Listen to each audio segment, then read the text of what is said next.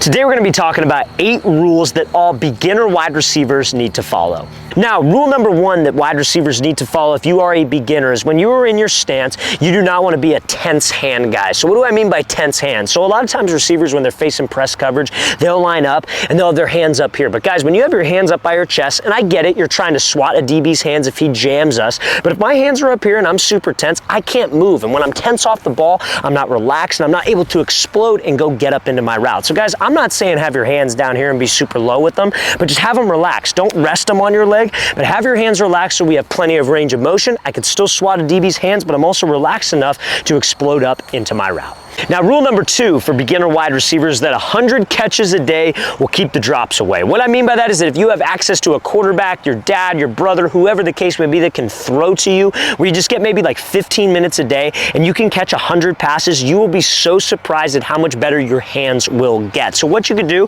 is you could do 25 catches here, 25 catches facing the opposite way, 25 catches up high, and then 25 catches down low. That's 100 catches right there that you could crank out in probably, I would say, 15 to 20 minutes. Now, if you don't have a quarterback to throw to you, I recommend getting 100 reps in on each hand of some type of tennis ball drill, right? So maybe you close your eyes, you bounce a tennis ball off the wall. When you hear it hit the wall, you open your eyes, you track it and you catch it. There are a bunch of different tennis ball drills that you could do to improve your hands, but you got to make sure you get your reps in. Now, if you're a receiver and you want some tennis ball drills that you could do that don't require a quarterback, guys, just post in the comments below. I'd be happy to send you over a video from our YouTube channel with some different drills that do not require a QB. Now, fellas, we just released the first 3 dates for our 2025 quarterback and wide receiver training camp tour. We are giving exclusive access to you guys on our YouTube channel only to sign up for those 3 first camps. So check out that very first link in the description below, you guys, if you're local to San Francisco, California, Orlando, Florida, or Phoenix, Arizona. Those are our first 3 stops. So if you guys want to be able to sign up for those camps, check out that very first link in the description below.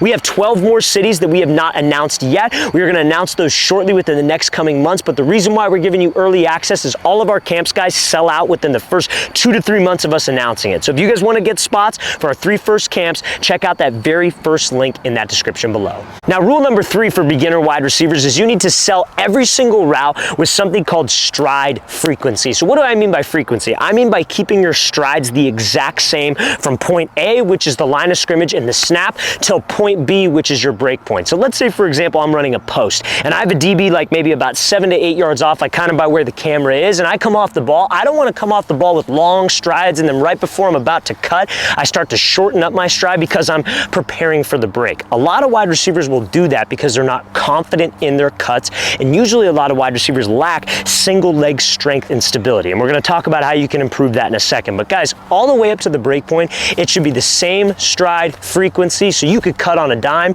sell vertical for as long as possible to get this DB to open up, backpedal and turn, or whatever the case may be. Now, like I said, that requires to be able to cut in full stride a lot of leg strength. So doing different exercises in the gym for single leg strength can help you with that. It can translate to on-field play. As a receiver, you always want to train like a receiver. You never want to just train like a bodybuilder. So for example, you put your foot on a bench, you do like some type of split squat, you do a pistol squat onto a bench. Anything that'll work on single leg strength will translate to the ability to cut running in full stride on the field. Now, rule number 4 for beginner wide receivers is do not be afraid of hand contact from a DB in press coverage. So guys, when it comes to hand technique, you see all the different like old school videos on YouTube where it's some guy, looks like some old wide receiver coach, and he's talking about, oh, you got to swat, you got to rip, you got to swat, you got to swim over the top. And guys, at the end of the day, you want to keep things insanely simple when it comes to your hand technique off the line. And that starts with knowing what hand to beat of this DB when he's in press. So let's say this green cone right here is the line of scrimmage. And let's say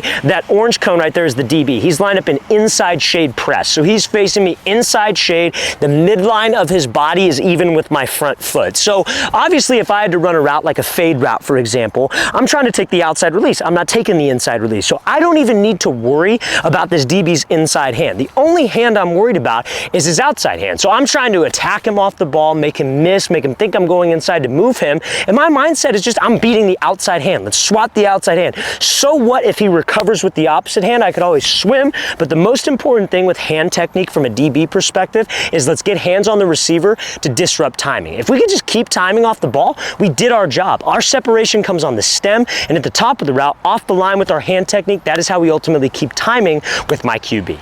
Now, rule number 5 for a beginner wide receiver is you need to make sure that you have some type of trigger phrase when that ball is coming to you to make sure we secure the catch every time. So a trigger phrase that I like to tell my receivers is to take a photo of the ball with your eyes. So what does that exactly mean? So when the ball's thrown to us, guys, a lot of times receivers, what they'll do is they'll try to look the ball in, if you will, but that ball will be kind of like half in their vision. It'll be the football and then these trees over here, the sideline or a defender, or maybe they're trying to turn upfield too quick and they never fully see that thing into the catch point. So I always say, pretend your eyes are a camera and you want to take a photo of the ball. There should be a moment in time where everything freezes and the only thing in your line of vision should be this football. And if you could keep that phrase on repeat on your head, you'll be a way more consistent pass catcher. Now, I'm not saying to think about that during a game, because in a game there's a lot of moving parts. You got to worry about your route, your release, whatever the case is. But in practice, you could rep out that trigger phrase. So in a game, it's muscle memory, it's a habit, and we are way more consistent with my catching. Now, rule number 6, if you're a beginner wide receiver, is when you come up to the line of scrimmage, try to have a plan. So what do I mean by having a plan? That means basing your route, basing your release off of a specific coverage look that you see from a DB. So really, guys, let's talk about press coverage. There's really only 3 forms of press that you could probably see. You come up to the line, you could see inside shade press, you could have head up press where he's right in front of you, and then outside shade press. So you should already have releases in your head, how you're gonna run a route based off of those 3 looks before you come up to the line. So as soon as you come up to the line, you see a DB who's an inside shade press, you are ready to roll and you are ready to react. So you want to attack him off the line. Maybe he's outside shade, you want to give a jab outside shade and take the inside release, but you need to have a plan so when you come up to the line of scrimmage, you don't panic, you don't overthink it, then the ball's snapped and then you're screwed and you just take off and run and you don't get any separation. So guys, coming up to that line of scrimmage, make sure we have a plan. Now, if you're a wide receiver and you would like a 2-month daily workout schedule that you can follow, check out that second link in the description below where you can get access to our elite wide receiver training package. It's over 2 months again of on-field drills for wide receivers and gym exercises all mapped out into a daily workout split. So we go Monday, you're doing this on the field and in the gym. Tuesday, you're doing this on the field and in the gym. Wednesday's a rest day, whatever the case may be, but we map it all out for you guys, give you the exact sets and reps, and we give you a video example of each gym exercise and each drill so you are not confused. So guys, if you want some more information on that, check out that second link in the description below. Let's get back to this video. Now, rule number 7 for a beginner wide receiver is try to find a quarterback coach in your area and volunteer to catch for his quarterback. So usually that will be free, you guys. Quarterback coaches, their job is to train quarterbacks. They're not training receivers, but they can always use extra hands out at their sessions so they could watch the quarterbacks and not have to catch for them and kind of guess what the quarterback may or may not be doing wrong. So find a local quarterback coach, guys. There's tons of information on Instagram, X, on YouTube, where there are coaches that advertise their services and where they are located. So try to find him, ask him if he needs any help, and go out to the sessions. That's only going to make your hands better, make your routes better. It's just extra reps that you could get probably for no money at all and no financial investment. Now, rule number 8 for beginner wide receivers is that if you are undersized, you need to train and work on your speed. You cannot be short and slow. That is one of the hardest and toughest sells at the wide receiver position is, oh, well, I'm undersized. We get these questions, you guys, and we get these emails, these comments. Hey, I'm undersized and I'm slow. How can I be a better wide receiver? It's like, work on your speed. If you're slow, there's never been a slow and short wide receiver to ever have any success at a collegiate level or at an NFL level. So all the short guys have great speed and they have other attributes like route running, catching, etc. So guys, you need to work on your speed if you're undersized. Now, how can you do that? First thing, training with resistance. So running with a sled, running up hills, running up stairs, all that stuff too, by the way, you guys, is completely free. So there should be no excuses to, oh, well, I can't afford this, I can't afford that.